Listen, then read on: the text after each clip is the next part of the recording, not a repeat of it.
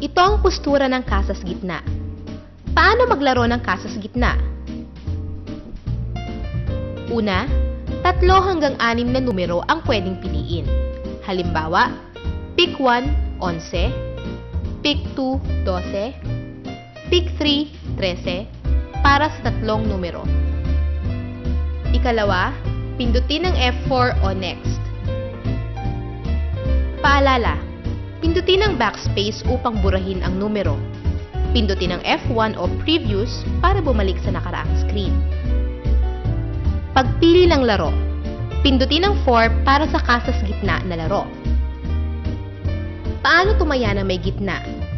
Una, ilagay ang halaga ng taya sa bet. Halimbawa, Gs. Ikalawa, pindutin ang F3 o end. Paalala, pindutin ang F2 o cent para maglagay ng mga sentimong halaga. 1 beses para sa 25 centavos, 2 beses para sa 50 centavos, 3 beses para sa 75 centavos, at 4 na beses para bumalik sa 00 centavos.